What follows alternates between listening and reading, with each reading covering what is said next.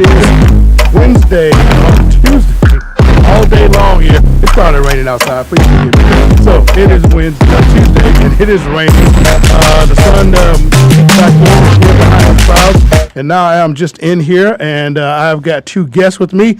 But happy Tuesday to you all. Hope it's the second day of school. Kids have gotten home safe and not left anybody on those little yellow buses out there anywhere. And last I heard from the superintendent, no kids were left at school yesterday, so that's a good thing. And so be on the lookout. Watch out for the little bodies. It's the second day of school. We want them to learn and be careful. And speaking of being careful, we got a really interesting topic for you, but we are going to get right into it. I'm going to introduce my guests here. They're going to be with me for the whole hour.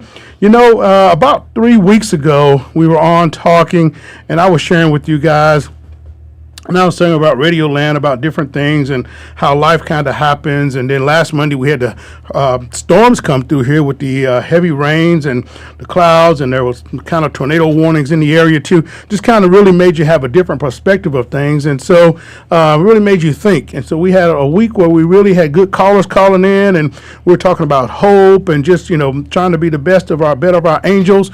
And so then someone reached out, and so it was the month of August we got into, and this is an appropriate conversation to have, probably a long overdue conversation, and somewhat tough for a lot of families and or people. But we have some experts here today who are going to make it very easy, going to be very comfortable, going to talk into it. They're going to talk us through this. And so I am joined here live in the studio by Jen Balog and Robert Crosswhite, who is an attorney here in town, and Jen is with the Iredell Health Foundation, and they specialize in just making sure that when it comes to wills and things that go terminal in life, is that probably the way to say that, kind of like, I'm going to put the camera on you guys, so yeah, and they don't have to sit there and watch my bald head talk to you. They see these beautiful people here on my camera right here. So this is Jen and Rob here in the studio, and so they're going to talk to us all about that. And this is the month, which I did not know, so the email from Megan educated me on that, and we wanted to make sure we got you in, and so we're going to give you an opportunity to just kind of fill us in on everything that we need to know about. So welcome, Jen Balog and Robert Crosswhite. Thank you very much. You got it. Right into the mic.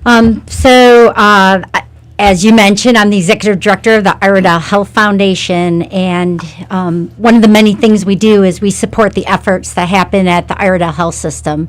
And that can be anywhere from people naming rooms to supporting programs, but we also do a lot with humanitarian aid to our patients. And unfortunately, we have quite a few patients that can't afford medication, or they just need a little extra help with their treatment, because if they didn't get the help, they wouldn't be compliant with their treatment. So the Iredell Health Foundation can provide that, as well as we do continuing education for our staff to keep our patients safe and to maintain high quality of care at Iredell. And one of the ways that people a lot of times give is through their estate and their will. And a lot of people think, gee, I have to be rich to have a will. That's not the case. There are many really great reasons that I know Bob's going to talk about to have a will done. But one of the ways that people give their gift, and usually it's the largest gift they'll ever give, is through their will. Wow. And they usually give something they're very passionate towards. And so a lot of times they'll name a beneficiary. And they can be multiple charities, 501c3 charities that they can give to. And one of them is the Iredell Health Foundation. But unfortunately, we're talking about this in August, but it's a conversation that needs to happen all the time, is that August is Make a Will Month. And so that's why we're having that discussion, because unfortunately 70% of Americans either don't have a will, or they do have a will, but they haven't updated it in a really, really long time. And from a personal note, I'm bad, because I myself, the first time we made up a will is when we had our first child. And that's a lot of time our first introduction to having a will.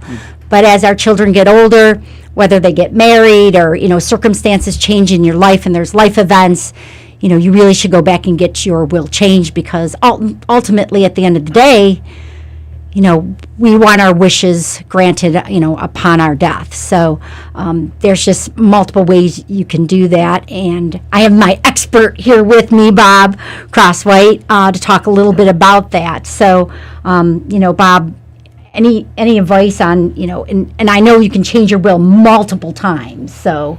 Well, yeah, obviously you can update your will. And, this is Bob Crosswhite with Crosswhite and Johnson here in Statesville. And my focus in law is estate planning and elder law and estate administration.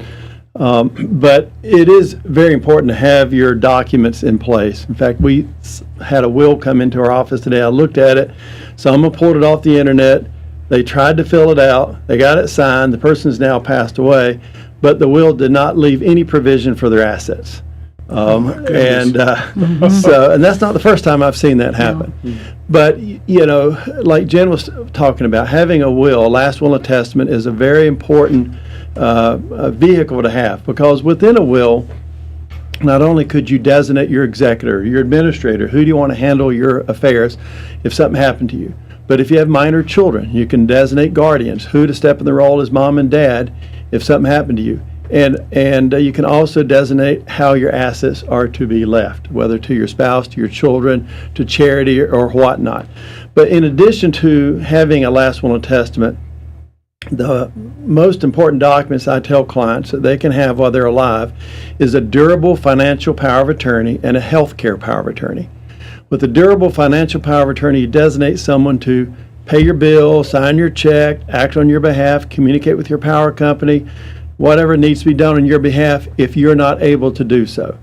And if you don't have one of those and you became incapacitated due to accident, injury, health, dementia, Alzheimer's, whatever, then you've got to go through the clerk of court and have a legal guardianship appointed. And that gets expensive and time consuming. But having a financial power of attorney, a durable financial power of attorney, is very important. Having a health care power of attorney is also very important, because you get to designate who you want to make medical decisions for you if you're not able to do so. And the other thing I always remind people is to make sure your beneficiary designations are updated through, like, your IRAs, life insurance, annuities. I have seen it many times, outdated, incomplete beneficiary designations that went to the wrong person, went to the wrong situation where they were claimed by creditors. And just make sure you have your documents in order, your beneficiaries updated. Those are all very important.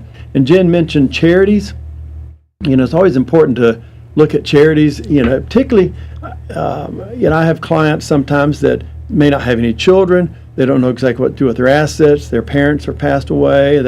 Their siblings may live in other states or deceased, and they have an IRA or they've got money. That's a good opportunity to leave it to charity. And here in Statesville, there are a number of good charitable organizations where the money, if you designate, will stay locally. I mean, a lot of people want to give money to this outfit and that outfit that outside the community, but I do like to see when people leave assets in the community, because it helps the community. And there's no tax on the estate as well, is that correct, when you leave the charity? No, if you leave your assets to charity, no, there's no tax. And retirement accounts, IRAs, of course, if the charity is the beneficiary, they get the money completely tax-free. And so that's a good place to leave your assets to, your IRA to, if you want to go to charity. Okay. So I think I shared with you before we got ready on the show that I had a friend who was going through something recently with his mom and had inquired about the very same thing. So we got a break here in about 3 seconds. We'll bring back on the other side. I'm talking with Jen Balog and Robert Crosswhite here on the record with Brian Summers.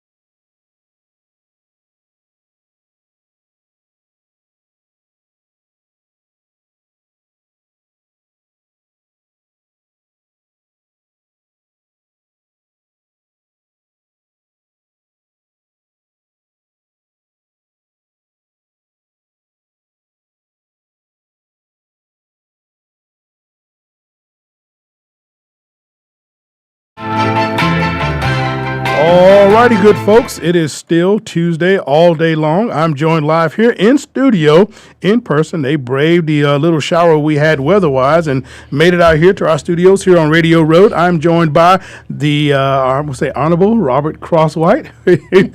He is an attorney in town. I keep on wanting to say that because everyone knows his brother. But now, are you older or younger? No, I'm younger than Joe. Okay, all right. So yeah. You got all your hair, so that's a good thing. But he said he's younger than Joe. And then I'm joined by Jen Balog. And so he's here representing Crosswhite and Crosswhite. She is here with Iredell Health Foundation. And so we're talking estate planning, we're talking wills, we're talking about power of attorney, those things that sometimes come up in life or dealing with families at those times that may not always be that comfortable.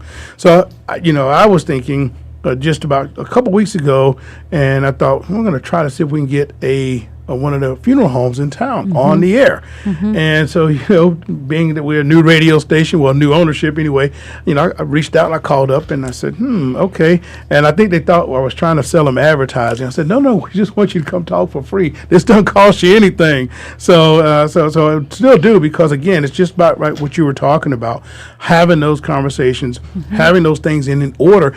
Let me ask you, Jen, what if you're in, say, a senior center? I guess my age, we used to call them rest homes, and so or an elder center, I should say. What happens then when it comes to the care of what you have, asset wise? So if you have to be out of your home and you're in Johnson's home away from home, what happens then to, say, your property? What happens with the things that your personal belongings that can't go with you there? You're obviously not back in your home. You're not in your house. You're there now. What happens? And if something happens to you while you're there, what are next steps, or what should families be doing? So I'm going to shift that question over to the expert all here right. with Bob.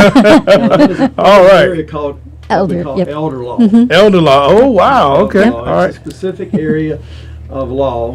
It involves how to protect assets, how to, qualify for Medicaid, how to protect the home, protect assets, things like that. And there are specific rules in North Carolina, regarding what you can do with some assets. Some assets are exempt, some assets are not exempt, some assets are considered countable, some are not countable. And so one of the techniques that you do when you look at what can we do to protect assets, we want to convert the countable assets into non-countable assets and avoid estate recovery. That's essentially what you do here in North Carolina. And there's different techniques out there that you can do, but as a general rule, your home is one of the easiest assets to protect. Okay. Property is one of the easiest things to protect. And there are allowances for the surviving spouse. So if you have one spouse and have other spouse in the nursing home, many times you can protect the at-home spouse. So they can remain in the home, you can keep most of the money, that sort of thing, provide income and things like that, and to qualify for the spouse in the nursing home for Medicaid. In North Carolina, we have essentially two types of care. One is assisted living facilities. There are a number of assisted living facilities here in Statesville and around. Then there are what they call skilled care facilities or nursing homes. There are three here in Statesville, Accordius, the Greens, and Autumn Care. And most people, in my experience, end up into a skilled care type facility one or two ways. Probably 90% of the people I work with, they either have a stroke, end up in the hospital, or they fall and break a hip, they end up in a hospital, and then they go there on rehab. And they're there on rehab for a few months, but they don't progress enough to come home. Usually that's when the spouse or the children come to me and say, we're paying $8,000, $9,000, $12,000 a month. We're going to run out of money. What can we do to protect what we can to make sure mom or dad who's still at home has what they can? And so we work with them to develop a Medicaid plan, implement that plan, and in many cases we'll file an application for the client as well. And so one thing I always emphasize, it's important to have a good power of attorney to do that. And because a lot of times when people are not competent, it's much more difficult to do the planning because you got to go through the courts to do anything. And so that's why it's very important early on to get a good healthcare power of attorney and a good durable power of attorney in place to allow the agent to be able to do the necessary planning if that situation ever arose to protect the assets. Okay. And the agent, is that the person representing the company, or is that the family member and or? No, it typically, like let's say a power of attorney. It's officially called the attorney in fact. Sometimes it's called agent. It's the same thing. And typically in a husband and wife situation, the spouse is the first agent, the first attorney in fact. And then you'd have one or two children as a backup. And sometimes, particularly in a situation where mom and dad may be both elderly, we may go ahead and designate a child or children as the agent initially, because the parent doesn't get out of the home that much, and sometimes the agent needs to get around and do things. And also the same with the healthcare power of attorney. Typically, it's the spouse first, and then a child or children. Now, in some situations, people don't have children, and then there's other options out there. There are other family members sometimes that can serve, sometimes friends can serve, sometimes people in the church can serve. But also, there are a few, I'm not going to mention the names, but I've had some CPAs in town that will act in that capacity, and there's other organizations out there that can act as an agent in that situation. Okay. At what point, Jen, turning to you, at what point do you get called in for a consultation? Is it when the doctors kind of say, this is where we are, with maybe amount of time left in the person? Maybe they have a terminal illness, and how do you approach that, and what happens in that aspect? Yeah, so people come to the foundation at different stages. I would say I'm kind of more in the planning stages. Okay. I do have some families that come to us where their loved one has been diagnosed with a terminal cancer, and they don't have plans in place. They have some sort of familiarity with Iredell Health System, and so they are referred to us. And so I just sit down and I review what assets they do have. I am not the ultimate expert. That's why I have people like Bob that I would work with. But a lot of times I kind of come into play when they do want to name Iredell Health System as a beneficiary. And there's either a program, or say the physician is doing some research that they want to fund. That's usually when I come on board. I usually have families that want to name a unit will come and have a conversation with me. So really, I'm in the very beginning kind of the stages. A lot of times when people are planning for the future, and when they have an affinity for healthcare, and want to do something. Maybe since they were diagnosed with cancer, they want to help the next person. What is the latest research? What can we do? What's my lasting legacy I want to leave? Now, does the rules or the laws vary by state when it comes to that, as far as estate planning or wills or what you would do? Is it so like, case in point, and this may go back to you, Attorney Crosswhite. I have some family in Virginia, but there were some heirs to property, and in Virginia, there was the immediate kids. All of them passed off. All of them had children. So no, you go from the original 5 to now 26, and maybe a lot of land and maybe a little bit of land, and so one or two has been paying the taxes on it. They say, look, you know what? We're kind of tired of doing that. What can we do? And they have spent years trying to get one or two of them to agree to a sale. I've had very similar situations just like that, because if you don't have a will, every state has a pre-written will called the intestate statutes. And so I've had people come to me that, back in the 20s or the teens, great-grandma, grandpa had this farm. They've passed away. It's been passed down generation. Nothing's ever been done. People have married, moved away. People have died. So you've got the person that's still living in the home, still paying the taxes, and then they come and want to transfer that to their children. And you realize you only own 1/16 of this property. And where are these other people? And you begin to develop the family tree. It becomes a mess. And sometimes you can get people to agree to sign off on a quitclaim deed and clear up the title of the property, Sometimes they're too scattered. They live in other states. They have no idea. They have an interest. I've got someone right now. There's a farm up North Iredell. Lady locally here owns a half interest in the farm, but the other half interest is owned by other family members in other states. We're still trying to track down some of these people. Some of these people have very small fractional interest. And in some situations like that, you finally make contact with them. They want money. Pay me some money. I don't want to sign anything. And so, sometimes you have to do a partition. You have to do a court-approved sale of the property or a court-approved division of the property. And that, of course, takes money, it takes time. And it's always better to get things done in place. And, I mentioned, I've seen people where they've done, have 80-year-old deeds and things like that out there, handwritten deeds. But I've seen a lot of wills come in that are so outdated. It's good to look at your will, have it reviewed, have a qualified estate planning attorney review your wills, review your power of attorneys.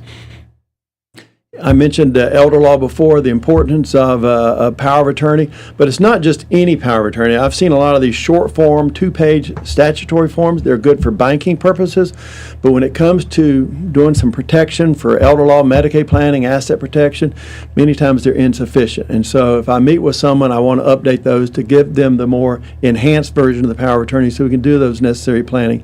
But you're right, Brian. If people just don't do anything over time, it can become a real mess. And then who's paying the taxes, right. That sort of thing.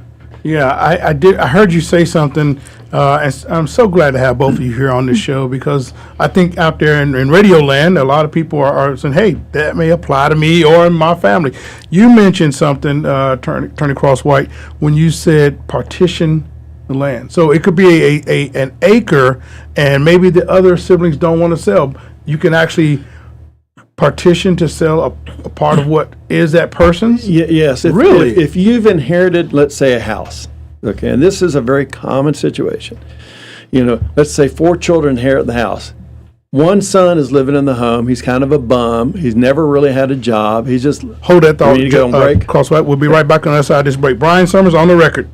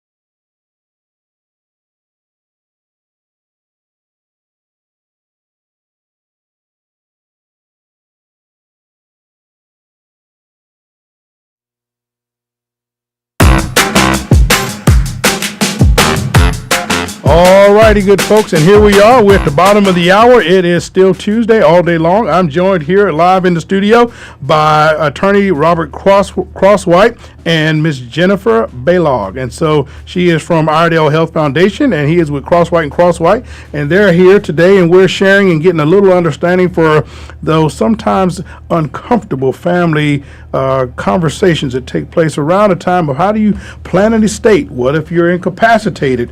And who makes a decision on that? And what happens if you are a parent and you've got a teenage son or daughter that gets in an accident? One parent feels this way, another parent feels another. All those difficult questions. And then if I am 16 to 17, can I make my own decision to a degree on things? Am I yet? What's the proper age? You tell us, Miss Jen. For making decisions, Yes. 18 is an adult. 18 is an adult. Okay. 18 is an adult. All right. So, have you ever had? Maybe this is a question for you, there, Attorney Crosswhite. Have you ever had anybody under 18 petition for their rights to do what they felt needed to be done versus what their parents may want to do? No, I've not had that situation come up. All right. I got one. Something that a lawyer hadn't had yet. Look at that. There we go. Very good. Okay. All right. Well, that's good. Well, let's pray that we don't really ever find a way in that situation. We were talking before we got into the break, and was talking about, in the facility, does a patient still get to have all of their rights? And if they are not fully functioning, maybe alert, they can. How much of their rights do they have? And is there anything ever second guessed by the facility, or when does that power of attorney kick in? Is it, well, she can't really make a decision. Aunt Sarah can't really, she wasn't competent in what she said. You know what I mean? Well, many times, you may even want to have someone from a facility here, how they do their particular internal policies. That would be interesting to learn about. But, from my experience, many times they communicate with the family members. There's a primary contact with the family person. They're the ones that they communicate with. Now, if the person in the facility is competent, obviously they can communicate, make decisions, and things like that. Okay. But sometimes they do have diminished capacity. And so the question is who at that situation do they talk to? If a person has a healthcare power of attorney, durable power of attorney, sometimes that would be it, a child or someone in that situation. I know when my father was in a skilled care facility, the facility would call me with about anything that happened. Of course, I was the representative designated there. So it really depends on the competency level of the person. Now, if the person has gone through and been declared incompetent by a court, obviously they can't make any decisions. And that always gets challenging because I work with people whose parents are showing diminished capacity, but they still are competent enough, but then they start doing things they shouldn't be doing sometimes, like giving money away. People call on the phone wanting money. Meeting people online and giving money out online to complete strangers across the country. I've had a lot of conversations on things like that. Wow. And so it's very good to just keep an eye on your parent as they may be progressing or digressing in these situations, because it is a difficult area. And again, you may want to get someone from one of these aging councils on board or the Alzheimer's organization locally here to talk about how they handle that, because there are a lot of good organizations out there that work in that area, and that would be a good area to operate. It is. Okay. So now, change up a little bit. Now, I know we're kind of keeping this a little local, but I just got to ask you, because this is when it comes to mind right away, Attorney Crosswhite. Aretha Franklin. She passed away and had like 4 or 5 different handwritten wills up in the state of Michigan. And I was just curious, there may be different laws in Michigan, but hypothetically, how would you try to figure out which one was number 1 very important? Was that the one, or was number 5 more important? How would you approach that? Well, that right there is going to be litigated. There will be a court involved, judges involved, maybe a jury involved to decide the facts and things like that. But typically, that's again why it's very important, to have your will properly done. Some people handwrite will; they can handwrite multiple wills. Sometimes you can look at all wills in order of when they were written. Okay. If you do a handwritten will and then you do another handwritten will and you don't say I revoke all prior wills, then that will can be considered together. Okay. And then, where they're not consistent. And normally when I work with a client, and do their updated will, I like to take their old will and destroy it, so it won't get inadvertently mixed up. And particularly if someone has concern that they may have a child that they are disinheriting in some capacity, not like what they're doing, you can safe deposit your will with the clerk of court. And so that's that way you want to worry about someone finding it and destroying it, because I'm sure that has happened before where, will comes up missing. We did the will, we know what the will says, but we can't find the original will. What happened to the original will? So will the county charge for the storage of? No, there's no charge. It's a courtesy that the clerk of court here in Iredell County does. Not every county stores wills for safekeeping, but Iredell County does. Look at that. That's breaking news. That is some breaking news. I didn't even know that. Exactly. That was good. I tell you, Jim Nixon, you got to get on your job, sir. I'm calling him out. Inundated with people coming in. Yeah, right. I mean, but that is real. What a service. It is a very good service. That is an excellent service, and a way of really, who better than the people who can, like Register of Deeds can stamp your birth certificate and death certificate in that case. Yeah. What better way to find it? Hey, this is where this is going to go, and I know that it's out of all parties' hands. It's with the county. It's with somebody that's entrusted, by the state of North Carolina. That is really it. That is okay. If a person is concerned about losing it, or they're doing some things with their will and their estate that someone may not be happy with at some point, look at that. Sometimes you may want to keep it in a safe place like that. In many situations, families can keep it. Everything goes equally to the kids. Everything's fair.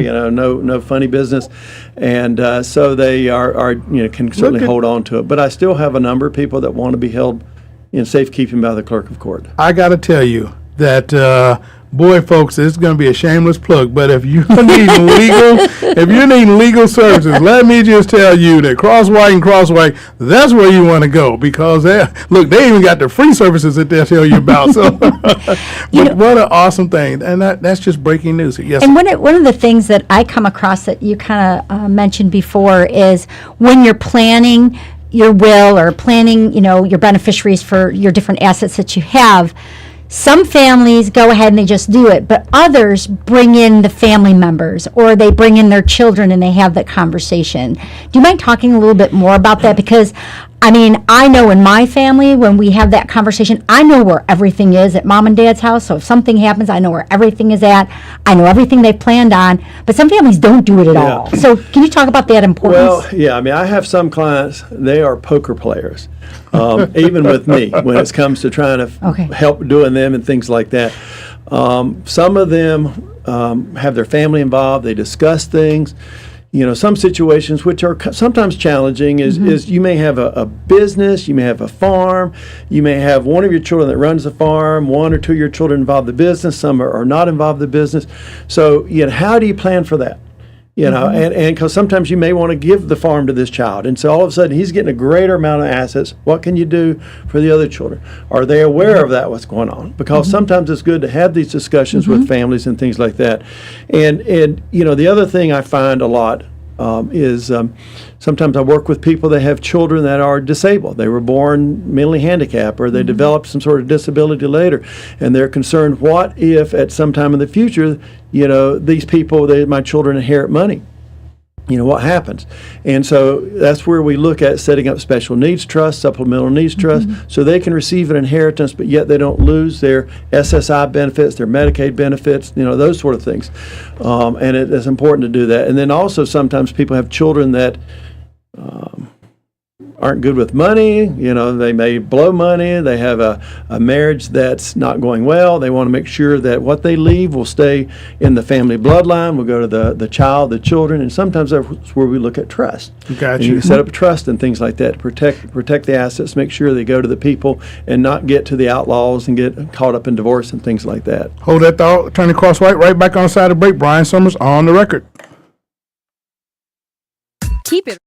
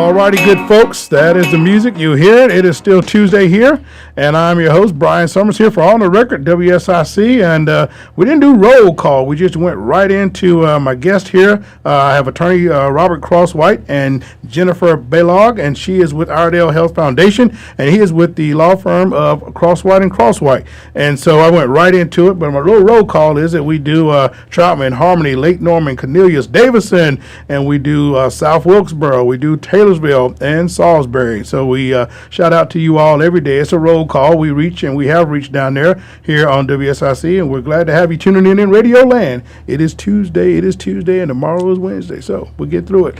All righty. Well, right back here, my guest, and we were talking about wills and estate, and August being an official month to kind of give those things some highlighted attention, if you haven't. Let me ask you this, in planning and looking at that way too. What happens if you're on a job and say you're working and got it. So your pension or your retirement. Yep.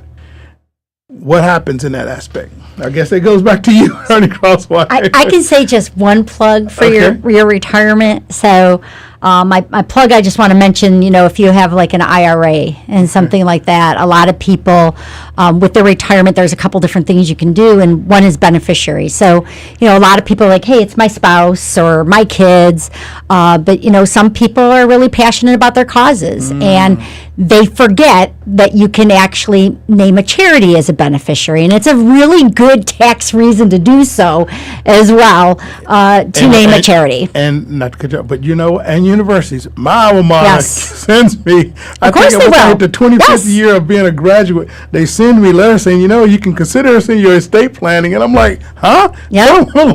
It's interesting, and then you said that. So yeah. A lot of people don't realize they can do that as being a nonprofit, but they can do that, and even once they're retired, and they take their distribution every year.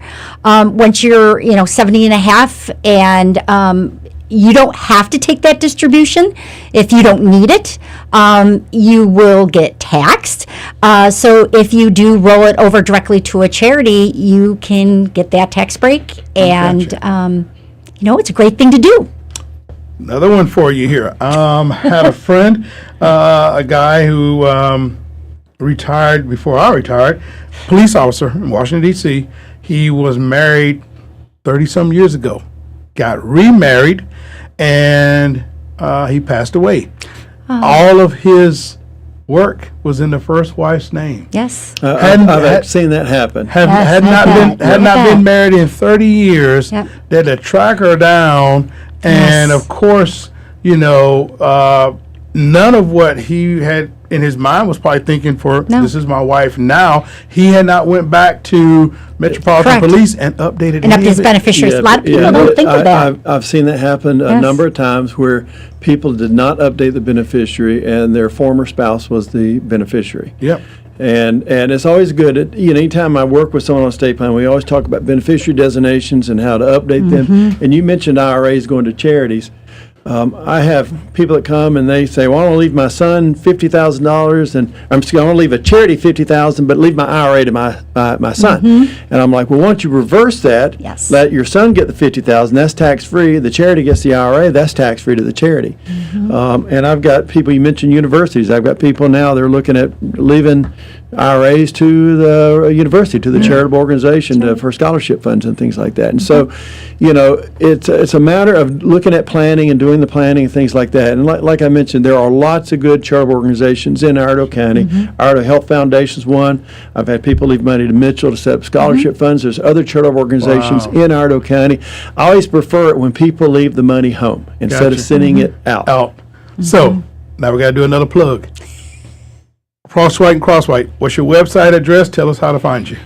Our website is crosswhitelaw.com. Okay. And our office is located on East Broad Street, downtown Statesville, next to Wells Fargo Bank in a 2-story brick house. And our phone number is 704-873-7233. Okay. All right. Okay. All right. Miss Jen, tell us, give us the scoop. So if you want to learn more about the Iredell Health Foundation, some of the causes you can support, as well as if you want some information on will and will planning, you can go to our website, iredellhealth.org. You also can call me directly at area code 704-878-7669, and we can at least get you some materials to start the planning process. So when you go see Bob, you have some things lined up, and then you, as he mentioned before, you can look at your assets and like you mentioned before, what's the best strategy? What's the best strategy for my family, and from a tax perspective, and when I leave this earth, what is that lasting legacy I want to leave? Right. Well, I got to tell you, I've been very impressed. Not that I thought you all were going to walk in here and just kind of wing it or anything, but I mean, with the amount of information, this is going to be on playback because we're on Twitter, Facebook, LinkedIn, and Instagram, all those platforms, and I think we're on Rumble too. I'm not sure. So whatever my daughter says, whatever the craze that the young people are into, that's what we're on. So, but thank you all so very much. Thank you. We appreciate it for coming in and sitting down. Okay. And I think I would say this has been so refreshing that maybe need to hear this more than just in the month of August. So maybe around the holiday time to really start thinking about it. So I'm thinking now, just sitting here with you two, thinking of as we get closer to holidays, when you have those things of family getting together, or family traveling together. That's when a lot let's happens. think about that. That's exactly And right. that is a time I get a lot of people, usually in bet you do. January after Christmas, a lot of people, they talk with their families and they come in and start scheduling appointments then. Yes. That is very true. People are on the holidays, do talk, and then they come in and make resolutions. They want to get this done. So you just scheduled your own appointment here, right? Well, you're gonna somewhere between December 25th and the 31st. You're gonna be in here sitting down. We're gonna talk. But this has been great, and this is what make Iredell and home so special to me. Is it because you have folks from home, from here, and people who come here and make this their home. In this community, I told Brady Johnson this when he was doing that pancake day, and he said, "Well, yeah, Brian, I tell you now," and I said, "Brady." I said, Mr. Johnson, Iredell is a say yes community. That is who we are as a people. I said, some of the best people in the world are in this community and right here. And I was born and raised here. I think I got dibs to be able to say that. And so you guys are helping to make that true in so many ways with your organization, with what you offer, what you're doing, and just the fact that you're willing to step up and share that information. And breaking news here on WSIC, Crosswhite, and you're giving the goods up. My goodness, what are we gonna do? That means you got a real game to step up for December. You got to come back in. You're like, I got to be able to pull on out the hack for December because I went in there and just dropped the bomb. No, but I think find something else to talk about. Right. So you guys will hang through this. We'll go right at the end of the show, but I've got kind of housekeeping things that I do every day. Got some birthdays we need to make sure we sound out here too. You may know some of these folks here in our town. Tamara Clore, she's a birthday today. I won't say her age, but everybody knows Tamara Clore. Allison Noblet Kissinger, I went to high school with her. She's not Allison Noblet when I was in school with her. Happy birthday to you. Billy Pitts. We have Pat McQueen out there and Joe Lackey. He may be a cousin of ours. I'm not quite sure. Yeah, but he's a birthday today, Joe Lackey. Ellen Wass Summers, happy birthday to you as well. Tamara Clore again. Hank Starnes, happy birthday to you, all here in Statesville. And then my good, I guess he's a godfather, stepfather to me, Mr. John Cox, all the way up there in Virginia. He's up there in Manassas, Virginia. He's retired. He's 82. I can say that for him. God bless him, and I love him. And he's a great guy. And boy, he's an asset. So I'll play this back for him. He's going to be like, you did that to me on the radio, but he's an awesome guy. Thank you all. Thank you for what you do and for coming in and making our community a much, much better place. And so website again? Crosswhitelaw.com. IredellHealth.org. Foundation, yes. Yeah, I was going to say, okay. And so, so there you have it, folks. Find out to these folks. Reach out to them. I can tell you, and you may put this into a commercial for his law firm, but Crosswhite, they're the real deal. They are the real deal. Anytime you get a lawyer that gives you all that much and he ain't charging you for it, that's a good thing. I'm just teasing with him. I can mess with you like that online, but we're having a good time. But thank you so very much for coming in. Let's not make this the last time you visit us here at WSIC, so we can kind of make it a regular thing, get you back in December, and then if you have any materials that you want to send over that we can help put out here to kind of give folks some things in mind, particularly we want to help to make that happen too.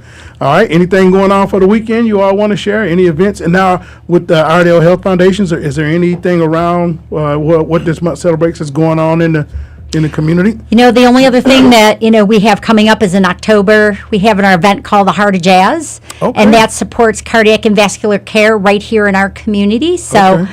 we ask you guys to come out. It's on, it's actually not October, that's where it was last year. It's actually November 3rd. Is that Brawley Estate? Yeah, you got it. You've heard about it. Yeah. Look, this is on the record. I get all Yes. the information. Yes, Mo Money's going to be back. I heard They're about an it. I awesome heard. jazz Okay, band, okay. and it's all the proceeds go to help not only expand services, but unfortunately we do have patients that are in need. Give me a flyer. I'll start talking it up. All now. I know right. that I it is will connected certainly to you send it guys. off to you. Thanks a lot. God Thank you, bless you. guys. God bless America. Let's keep America safe. Keep your hands off children. Protect them. Kids get to school safe. Pick up a book and not your hand. God bless you. We're out.